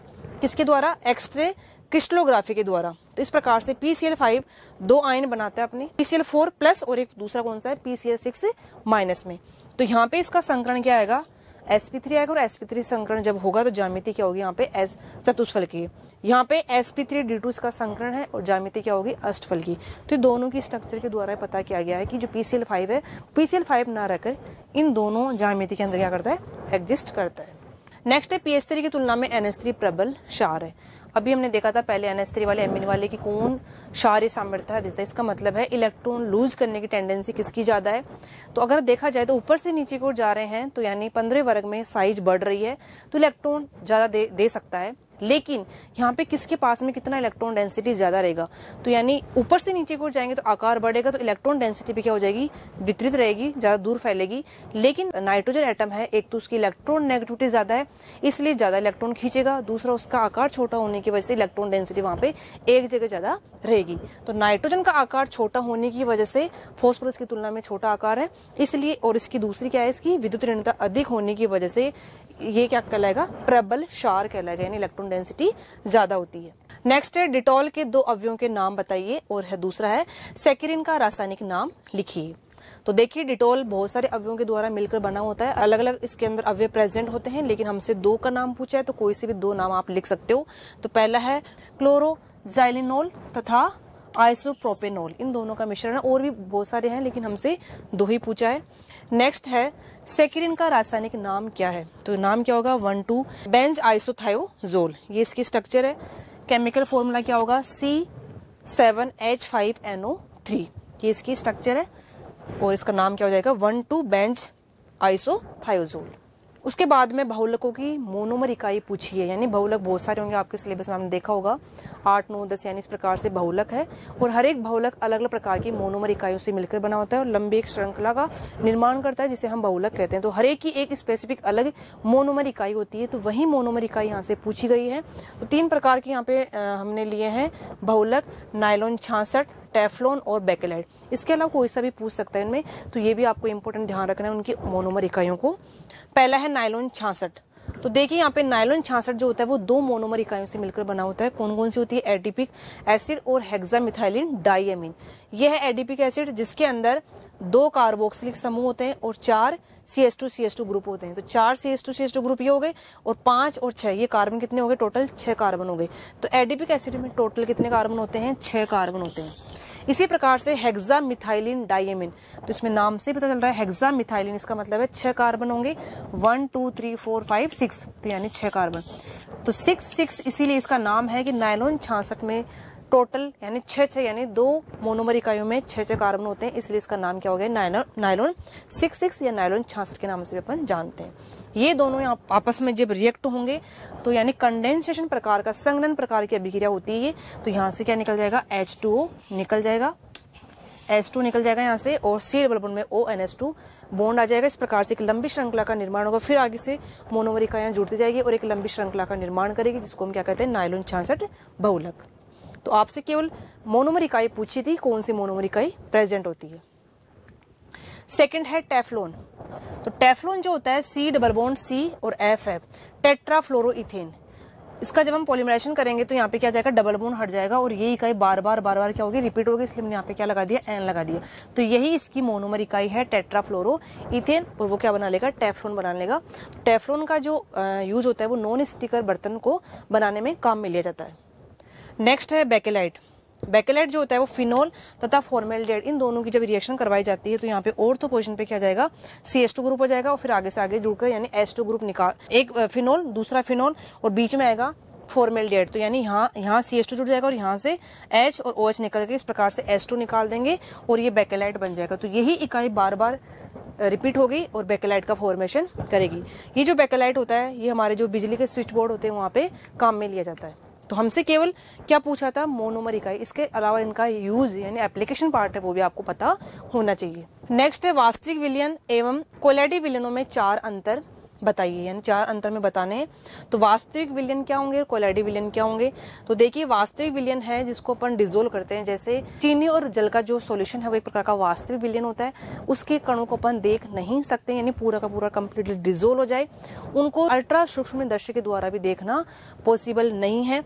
जबकि कोलैडिक विलयन जो होता है उसके कण थोड़े साइज में क्या होते हैं, बड़े होते हैं, उनको हम सूक्ष्म यानी अल्ट्रा सूक्ष्म दर्शी के द्वारा हम देख सकते हैं। जैसे ब्लड है, ब्लड भी एक प्रकार क्या है, कोलैडिक विलयन होता है। तो 4 अंतर हमसे पूछा है। तो पहला है तो दृश्यता यानी देखने के आधार पर, तो यानी इनके कणों को हम नहीं देख सकते, अदृश्य होते हैं, उनको हम देख सकते हैं। दूसरा है फिल्टर करने की जो टेंडेंसी है, यानी ये फिल्टर पेपर, चरम पत्र और झिल्ली में से छन जाते हैं, यानी क्योंकि पार्टिकल बहुत बारीक हैं तो यानी वो छन जाएंगे इन तीनों में से ही, ये छन जाते हैं, लेकिन चरम पत्र या झिल्ली में से नहीं छन पाते हैं, लेकिन जो हमारा फिल्टर पेपर है वहां से छन जाएंगे। और तीसरा है टिंडल प्रभाव, ये प्रदर्शित नहीं करते। जो कोलैडिक विलयन होते हैं वो टिंडल और ब्राउनी गति दोनों ही प्रकार की क्या करते हैं, वो प्रदर्शित करते हैं। चौथा है वैद्युत कण संचलन, ये प्रदर्शित नहीं करते हैं जबकि वो प्रदर्शित करते हैं। तो 4 प्रकार के अंतर है, और भी बहुत सारे अंतर है वो आपको सभी लर्न करने, लेकिन हमने यहाँ पे केवल 4 ही अंतर पूछा है। तो हमारे 2 सेक्शन पार्ट कंप्लीट हो गए, A और B। अब तीसरा पार्ट आता है C सेक्शन, जो कि थोड़ा सा और लॉन्ग होगा, और ये क्वेश्चन होगा हमारा 2 नंबर का और ये होंगे 1 by 1 नंबर के। तो इसमें भी हमारे 2 पार्ट हैं, एक है A और दूसरा कौन सा होगा, B। तो A में भी 2 पार्ट हैं। एक अभिक्रिया A और B ये आपस में रिएक्ट होकर क्या बना रहे हैं, P उत्पाद का निर्माण करते हैं। दर दी जाती है दर क्या है, रेट, यानी rate equals to K A concentration of A and concentration of B का स्क्वायर। यदि बी की सांद्रता दुगनी करती जाए, इसकी दुगनी कर दी जाए, तो अभिक्रिया की दर कैसे प्रभावित होती है, इसी के अंदर पहला क्वेश्चन है। और दूसरा क्या है, यदि ए अधिक मात्रा में हो तो अभिक्रिया की कुल दर क्या होगी। यानी हमें स्टेटमेंट ये दे रखा है और इसको देखकर हमें दो क्वेश्चन दिए हैं। और दूसरा क्वेश्चन है न्यूमेरिकल है, एक प्रथम कोटि की अभिक्रिया 50% यानी 50% पूर्ण होने में 30 मिनट लगता है, तो उसके 90% पूर्ण होने में कितना समय लगेगा। बहुत सिंपल क्वेश्चन है, ये 1 नंबर का है। तो देखिए पहला हमारा जो क्वेश्चन था ये था कि अभिक्रिया ए और बी मिलकर पी उत्पाद बना रहे हैं, तो अगर बी की सांद्रता कितनी कर दी जाए, दुगनी करती जाए, तो अभिक्रिया कैसे प्रभावित होगी। इसका मतलब है दर इक्वल्स टू क्या रहेगा, के, और कंसंट्रेशन किसकी बढ़ा रहा है, बी की, तो ए तो एज इट इज रहेगा, बी की हमें क्या करनी है, दुगनी करनी है, तो यहाँ पे आ जाएगा 2b का स्क्वायर। इसका मतलब है 2 का स्क्वायर करो तो कितना आएगा, 4, तो कितना आ गया 4। इसका मतलब हमारी जो अभिक्रिया है वो कितनी गुना हो जाएगी, वो 4 गुना हो जाएगी, तो ये हमारा आंसर है। नेक्स्ट है कि ए की मात्रा जिस अनुपात में बढ़ेगी उसी अनुपात में अभिक्रिया की दर में वृद्धि होगी। इसका मतलब है कि अभिक्रिया की दर, अगर हम ए की कंसंट्रेशन को चेंज कर दे तो अभिक्रिया किस प्रकार से प्रभावित होगी। तो यानी जिस प्रकार से हम ए की मात्रा को चेंज कर रहे हैं, क्योंकि यहाँ पे जो के है वो डायरेक्टली प्रोपोर्शनल टू है concentration of A and B के, तो जिस अनुपात में हम ए बढ़ा रहे हैं उसी अनुपात में हमारी अभिक्रिया की जो दर है वो भी वृद्धि करेगी। और जो हमारा तीसरा क्वेश्चन है, यानी वैसे बी टाइप का है, उसमें हमें न्यूमेरिकल पूछा है, और न्यूमेरिकल के लिए प्रथम कोटि अभिक्रिया दे रखी है। प्रथम कोटि अभिक्रिया के लिए के का यानी जो मान है वो कितना होता है, 2.303 अपॉन टी लोग कंसंट्रेशन ऑफ इनिशियल टाइम पे और ये लास्ट टाइम पे यानी ए, ये अपना फॉर्मूला है। अब हमें यहाँ पे चेक करना है कि पहले हमें टी टाइम पे, यानी जब 50% अभिक्रिया पूर्ण हो गई तब टाइम कितना लगा, 30, और जब 90% हो गई तो कितना टाइम लगेगा, वही हमें चेक करना है। तो सबसे पहले हम 2.303 टाइम लेंगे 30 डिग्री, ये स्टार्टिंग इनिशियल कंसंट्रेशन हमारी 100% होती है, तो 100 रखेंगे। अब जो कंसंट्रेशन यानी 50% जब कंप्लीट हो गई रिएक्शन, तो 100 - 50 कितना बच गया, 50। यहाँ से ये 0 गया, ये 5, इसका मतलब कितना आया, log 2 आया। तो log 2 का मान कितना होता है, 0.3010। इसको मल्टीप्लाई करेंगे, दोनों को मल्टीप्लाई करके 30 से जब डिवाइड करेंगे तो के का मान 0.0231। अब इस के का मान हम यहाँ रखेंगे और हमें अब क्या चाहिए, टी का मान चाहिए, और यहाँ पे क्या जाएगा, 100 तो ऊपर पहले था ही, क्योंकि इनिशियल कंसंट्रेशन 100 होती है हमेशा, तो 100 माइनस अब हम 90 करेंगे, क्योंकि क्या पूछा है कि 90% अभिक्रिया पूरी करने पर कितना टाइम लगेगा। तो यहाँ पे 100 - 90 करेंगे, कितना बच जाएगा, 10 बचेगा, और 10 से 10 किया तो log 10 है, log 10 का मान कितना होता है, 1 होता है। तो k equals to 2.303 log 10 upon में t, ये t इधर चला जाएगा, k इधर आ जाएगा, क्योंकि हमें t पूछा है, तो t ऊपर इधर चला गया, k नीचे आ गया, तो 2.303 और log 10 का मान कितना होता है, 1 होता है, इसलिए हमारा क्या है 2.303 अपॉन में k, 2.303 अपॉन में k, और k का मान अभी हमने पहले निकाला था, कितना था 0.0231। इसको डिवाइड करेंगे, कटपिट की वैल्यू कितनी है, 99 मिनट।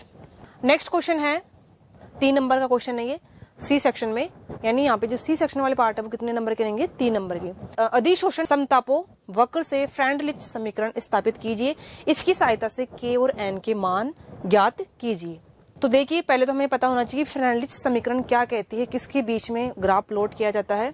तो फ्रेंडलिच जो समीकरण है वो x अपॉन में m, यानी अधिशोषण की जो मात्रा है वो किसके मध्य हम ग्राफ खींचते हैं, P यानी प्रेशर के मध्य। तो हमें यहाँ पे 3 कंडीशन प्राप्त होती है।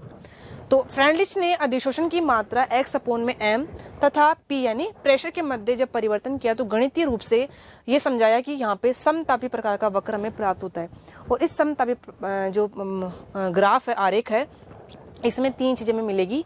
पहला है कि x अपॉन में m और p के मध्य जब ग्राफ खींचा तो हमें एक सिग्मोइड यानी इस प्रकार से बढ़ते हुए क्रम में हमें ग्राफ मिला। तो स्टार्टिंग में बढ़ता है, उसके बाद में क्या होगा, कांस्टेंट हो जाएगा, यानी फिर उसके बाद में यहाँ पे कांस्टेंट होने लगता है। और यहाँ पे एक ऐसा पॉइंट आएगा जहाँ पे जो एडजॉर्प्शन है वो क्या होता है, मैक्सिमम होता है।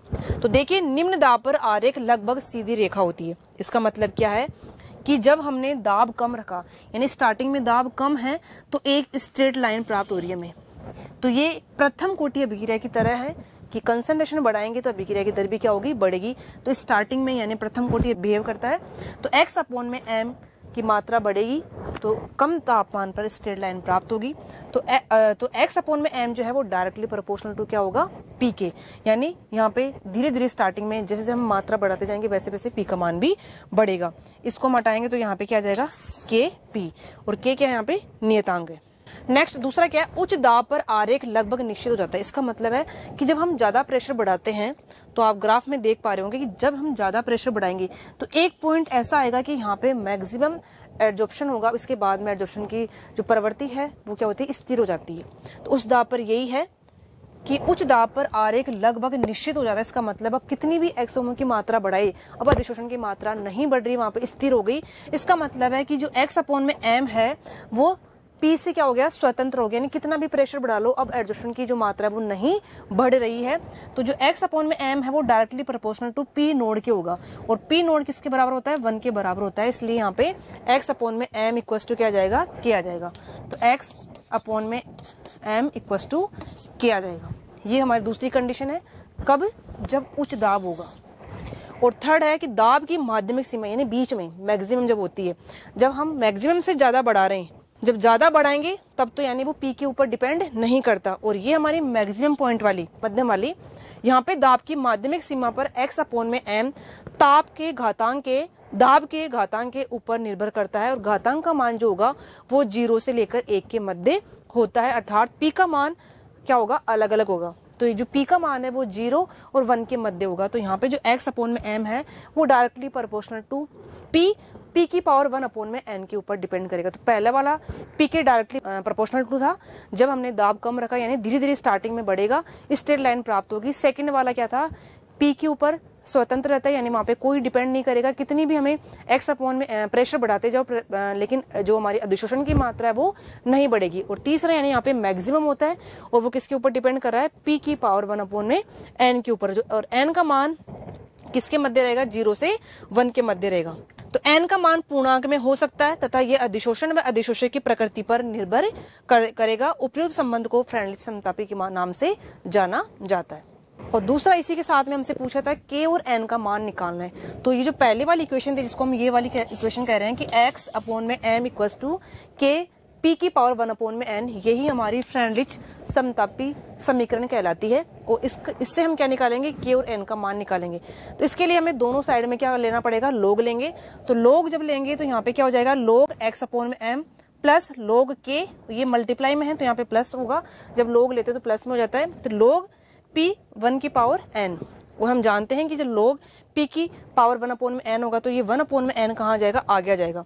तो लोग x अपॉन में m लोग k प्लस 1 अपॉन में n लोग p। अब जो यहाँ से हम ग्राफ प्लॉट करेंगे तो लोग x अपॉन में m और लोग p के मध्य, यानी इसके और इसके मध्य जब ग्राफ प्लॉट करेंगे तो यानी इसके जो मल्टीप्लाई में होता है वो क्या कार्य करता है, वो ढाल यानी स्लोप का कार्य करेगा। तो हमसे पूछ सकता है कि यहाँ पे ढाल और यानी जो इंटरसेप्ट है यानी खंड है वो क्या रहेंगे। तो आपको ध्यान रखना है कि यहाँ पे जो ढाल होगा यानी स्लोप होगा वो 1 अपॉन में n होगा। इस प्रकार से जब ग्राफ खींचेंगे तो यहाँ से स्ट्रेट लाइन प्राप्त होगी, इनिशियल पॉइंट से स्टार्ट नहीं होगी, क्योंकि हमें यहाँ पे ग्राफ में इंटरसेप्ट यानी खंड प्राप्त हो रहा है, वो कितना है, लोग के। तो इसलिए जब हमारे इंटरसेप्ट यानी खंड प्राप्त नहीं होता तब इनिशियल पॉइंट से स्टार्ट होता है ग्राफ में, लेकिन यहाँ पे इंटरसेप्ट कितना है, लोग के है, तो ऊपर से थोड़ा सा ऊपर से स्टार्ट होगा। इस प्रकार से ये क्या आएगा, ढाल। तो ढाल 1 अपॉन में n, और ये क्या आपका इंटरसेप्ट है कितना, खंड यानी लोग के, और ये लोग x अपॉन में यहाँ पे m आएगा, लोग x अपॉन में m और लोग p के मध्य ग्राफ खींचा। इस प्रकार से हम n और जो k है उसका मान ज्ञात कर सकते हैं। नेक्स्ट है ओजोनीकरण द्वारा एसिटिल्डेहाइड कैसे प्राप्त किया जाता है, समीकरण दीजिए। और सेकंड है स्टेफन अभिक्रिया को उदाहरण द्वारा समझाइए। ये भी हमारी नेम रिएक्शन है, दोनों 1.5 नंबर के क्वेश्चन है। तो देखिए ओजोनीकरण यानी हमें पूछा है कि ओजोनीकरण जो होता है यानी कार्बन एल्कीन के अंदर जब ओजोनीकरण करवाते हैं, ओजोनी अपघटन करवाते हैं ओजोन की उपस्थिति में, तो सिंपल है यहाँ पे इन डबल बॉन्ड को हटाकर हम क्या करेंगे, ओजोन में 3 ऑक्सीजन होते हैं तो 1 ऑक्सीजन यहाँ और 2 यहाँ जोड़ देंगे, और उसके बाद में बीच वाले ऑक्सीजन को छोड़ देंगे, ये इधर गया और ये इधर गया। इस प्रकार से शॉर्ट ट्रिक है, जब यहाँ आएगा इसका मतलब डबल बॉन्ड आ गया और ये ऑक्सीजन अलग हो गया। अब आगे देखना है कि H2O2 के साथ में अपघटन हो रहा है, जिंक की उपस्थिति में हो रहा है, किसकी उपस्थिति में हो रहा है। तो देखिए यहाँ पे CH3CHOH यानी अपघटन करें तो H आ जाएगा इधर, और ये जो एल्कोहल बनेगा इस एल्कोहल का जिंक H2O2 की उपस्थिति में, यहाँ पे जिंक H2O2 की उपस्थिति में क्या बनता है, यानी एल्डिहाइड बनता है, यानी ये कार्बोनिल कंपाउंड में कन्वर्ट कर देते हैं। तो दोनों ही सेम है, इसलिए दोनों ही सेम प्रकार के एसिटाल्डिहाइड बनेंगे, CH3CH और OH। इधर CH3CH2OH बनेंगे, दोनों एल्कोहलों का क्या करेगा, जिंक H2O2 क्या करेगा, अपचयन करेगा और क्या बना देगा यहाँ पे, जिंक H2O2 की उपस्थिति में जो एल्कोहल है वो किस में कन्वर्ट हो रहा है, एसिटाल्डिहाइड में कन्वर्ट हो रहा है। ये जिंक का कार्य होता है H2O2 की उपस्थिति में। और हमें यही पूछा गया था कि एल्कीन के द्वारा हम क्या लेंगे कि हमारा क्या प्राप्त हो जाए, यहाँ पे एसिटाल्डिहाइड प्राप्त हो जाए। नेक्स्ट है स्टीफन अभिक्रिया क्या होती है, हमें देखना है। देखो एल्किल साइनाइड का ईथर विलयन में SnCl2 और HCl के द्वारा जब अपचयन करवाया जाता है तो वहां पे आश्वन विधि के द्वारा क्या होगा, एल्डिहाइड प्राप्त होता है। तो एल्डिहाइड प्राप्त करने की बहुत अच्छी विधि है। इसका मतलब है हमें एल्डिहाइड अगर हमें प्राप्त करना होगा तो हम कौन सी विधि काम में ले सकते हैं, स्टीफन अभिक्रिया। कीटोन नहीं बनाए जाते, केवल और केवल क्या मिलेंगे, एल्डिहाइड। तो यानी अगर हमें केवल एल्डिहाइड ही चाहिए तो हम कौन सी अभिक्रिया काम में लेंगे, स्टीफन अभिक्रिया। तो देखिए यहाँ पे CH3C ट्रिपल बॉन्ड में N, यही था एल्किल साइनाइड।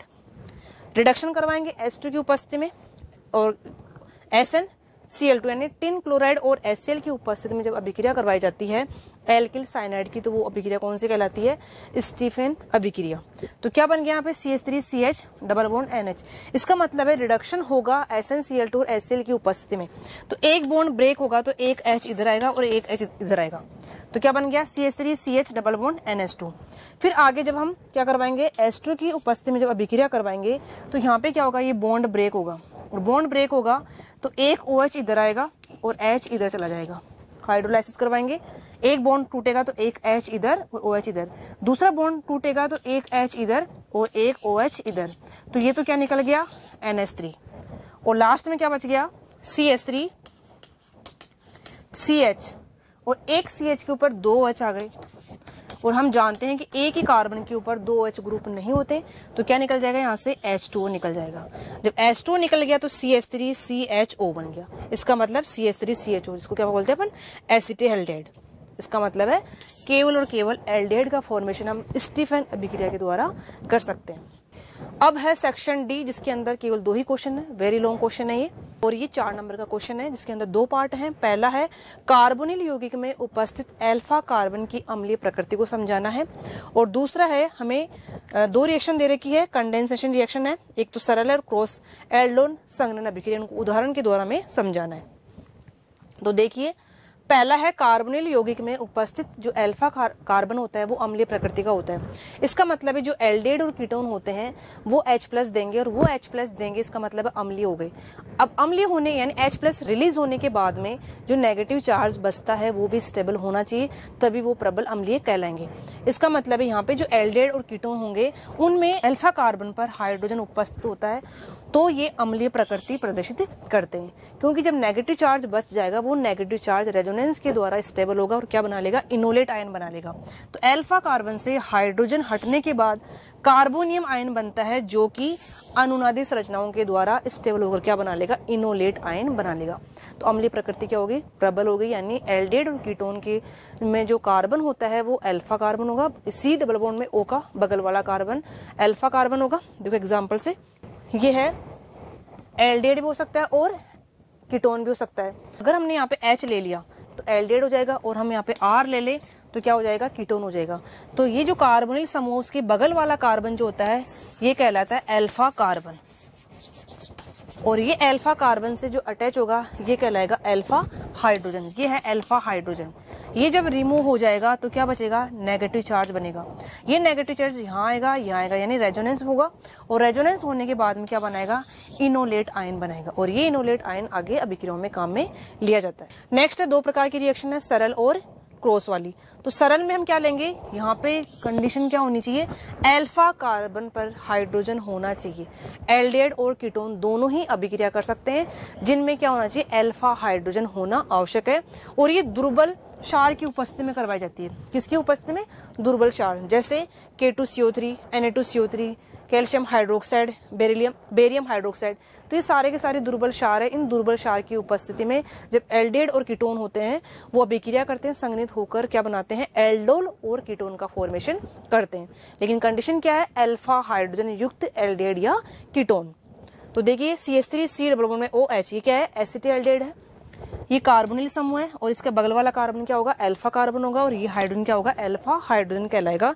ये यहाँ पे हम दोनों सेम ले रहे हैं, CH3CHO CH3CHO दोनों ही एसिटिल्डिहाइड है, दोनों समान अणु है एसिटिल्डिहाइड। क्योंकि कौन सी अभिक्रिया है, सरल अभिक्रिया। तो सरल अभिक्रिया में क्या होता है, दोनों ही अभिक्रिया करने वाले जो रिएक्टेंट होंगे, अभिकारक होंगे, वो सेम होंगे, या तो एल्डिहाइड या फिर कीटोन कीटोन। लेकिन एल्डिहाइड भी सेम होना चाहिए, यानी एसिटिल्डिहाइड आपस में अभिक्रिया करेंगे तो कंडेंसेशन होगा।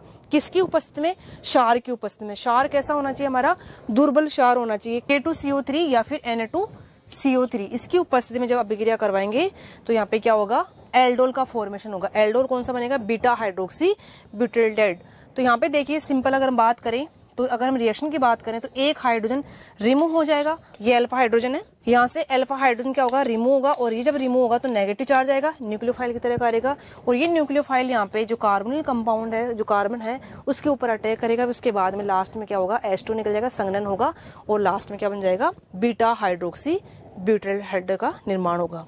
तो ध्यान रखना आपको, सिंपल में, सरल वाले में केवल सेम अणु होने चाहिए दोनों। यहाँ पे भी देखिए दूसरा एग्जांपल है, सेम अणु यहाँ पे एसीटोन, ये CH3C डबल बॉन्ड में O, यानी ये एसीटोन है और इधर भी एसीटोन है, CH3C डबल बॉन्ड में O CH3। तो हम सरल पढ़ रहे हैं, इसके अंदर सिंपल पढ़ रहे हैं, इसके अंदर दोनों सेम होनी चाहिए। तो यहाँ पे भी सेम वही होगा, बेस की उपस्थिति में होगा, दुर्बल क्षार की उपस्थिति में होगा, और CH3C डबल बॉन्ड में OH CH2CO CH3 बच जाएगा। इसका मतलब सिंपल सा कह सकते हैं, यहाँ से हमारा ये बॉन्ड ब्रेक, यहाँ से H2 की फॉर्म में निकल जाता है। तो कीटोल बनेगा 4 हाइड्रोक्सी 4 मेथिल 2 पेंटेनॉन।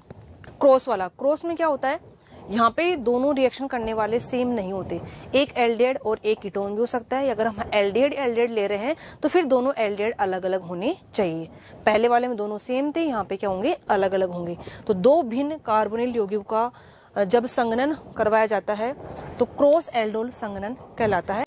इन दोनों में से क्या होगा, अल्फा हाइड्रोजन परमाणु होना चाहिए, दोनों में से एक में होना चाहिए। क्या होना चाहिए, कम से कम एक परमाणु, एक यौगिक के अंदर अल्फा हाइड्रोजन का होना जरूरी है।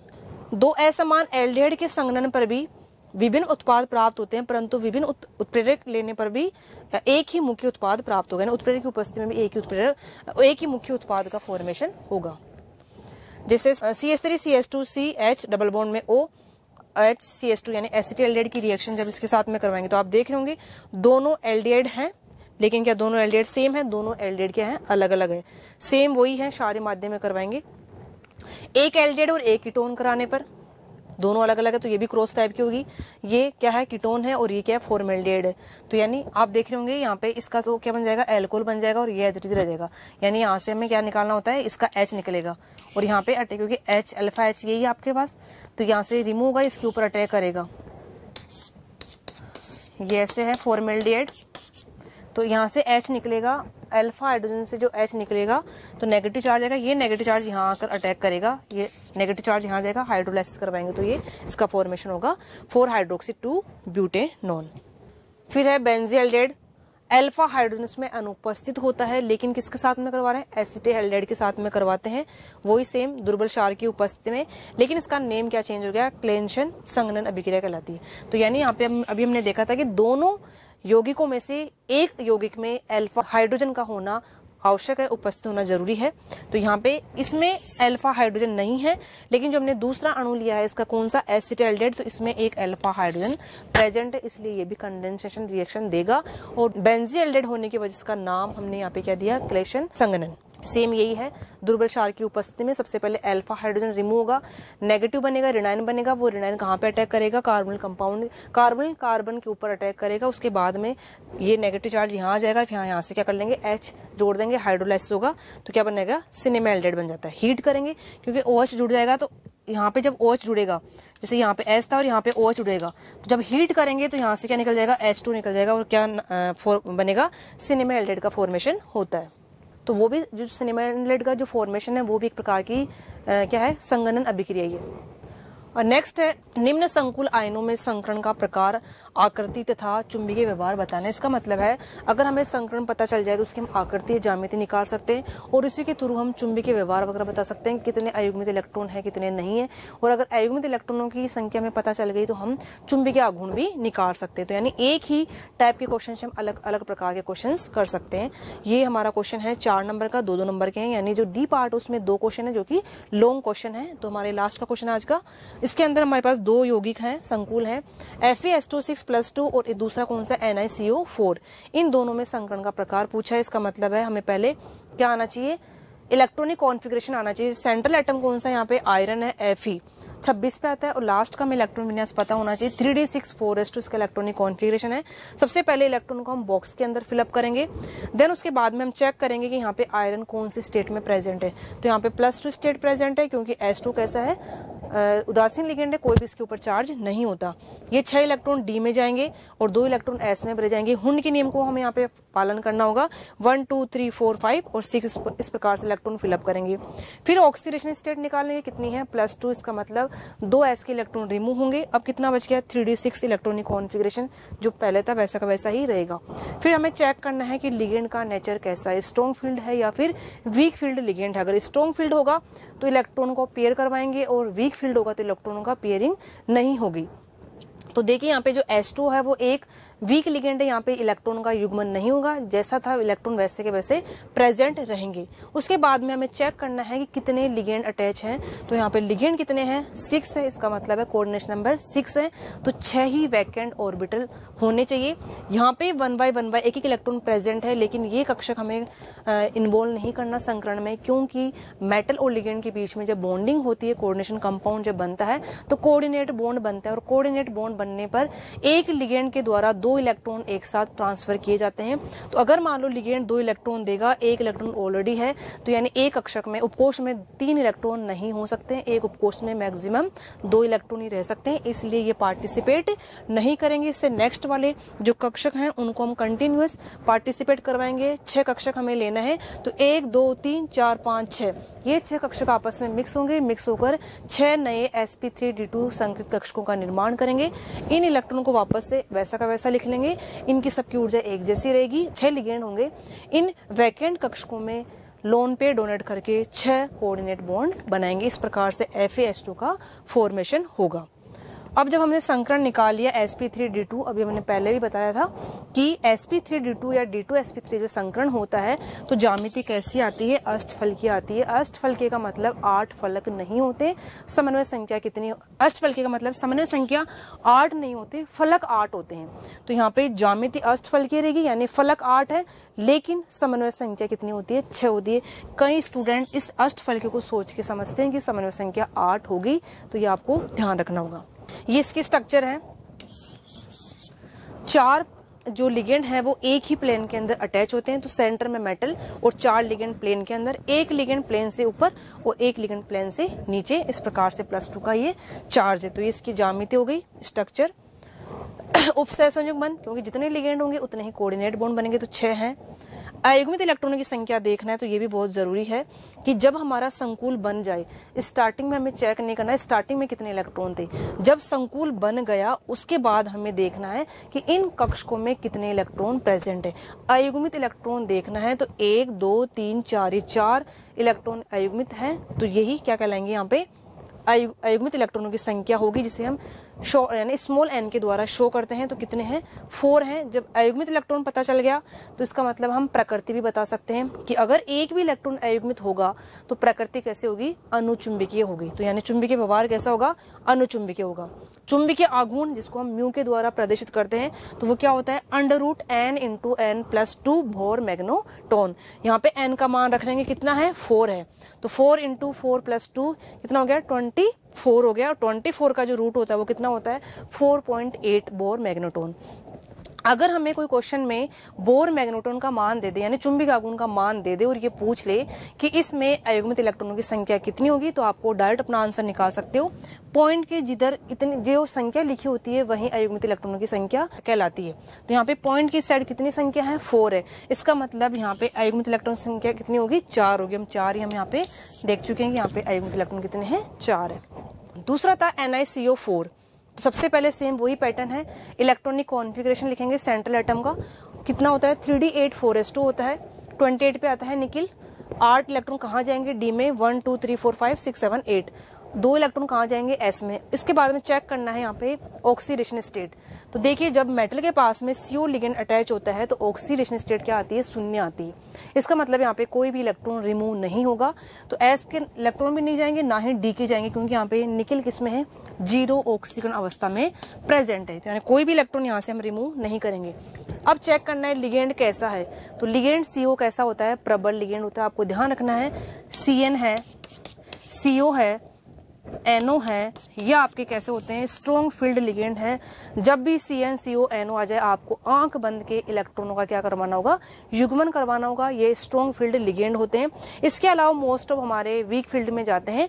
अगर कोबाल्ट +3 के साथ में NH3 होता है तो ये भी क्या है, प्रबल लिगेंड की तरह व्यवहार करता है। वैसे वीक होता है लेकिन +3 स्टेट में NH3 स्ट्रॉन्ग फील्ड की तरह कार्य करता है। तो यहाँ पे CO है, CO कैसा है, कार्बोनिल लिगेंड है जो कि स्ट्रॉन्ग फील्ड लिगेंड है। इलेक्ट्रॉनों का क्या होगा, युग्मन होगा। कितने इलेक्ट्रॉन है, 8 डी में है और 2 एस में। कितने हो गए टोटल, 10 इलेक्ट्रॉन हो गए।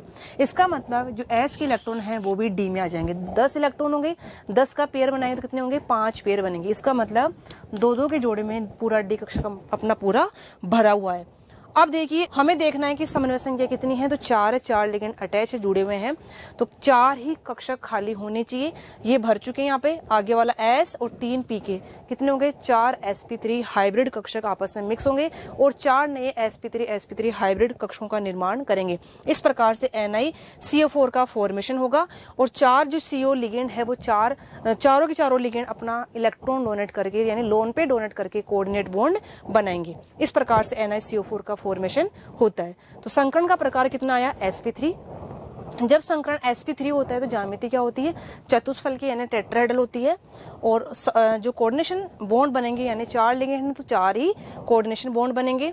अयुग्मित इलेक्ट्रॉनों की संख्या कितनी है, अभी हमने देखा था, सारे के सारे क्या हैं, युग्मित हैं। तो यानी इसमें एक भी इलेक्ट्रॉन क्या है, अनपेयर्ड नहीं है। तो जो प्रकृति होगी वो कैसी होगी, प्रतिचुंबकीय होगी यानी डायमैग्नेटिक होगा। यानी सारे के सारे इलेक्ट्रॉन कैसे हैं, पेयर्ड है। इसके बाद में चुंबकीय आघूर्ण निकालेंगे। चुंबकीय आघूर्ण निकालना बहुत ही आसान है। फॉर्मूला आपके पास सामने दे रखा है, √n × n+2 bore magneton. n का मान हमें फाइंड आउट करना है और हम पहले ही निकाल चुके हैं। n का मान कितना है, 0। इसका मतलब 0 जब है तो सारी वैल्यू कितनी हो जाएगी, 0, यानी बोर मैग्नेटोन 0 आएगा इसका चुंबकीय आघूर्ण का मान। और इसकी स्ट्रक्चर क्या होगी, ये टेट्राहेड्रल जिसमें निकिल है और 4 CO 3D के अंदर जुड़े हुए हैं। तो बच्चों ये था हमारा आज का RBC मॉडल सेकंड पेपर। मैं आशा करती हूँ कि आप सभी को समझ में आया होगा। आज के लिए इतना ही, धन्यवाद।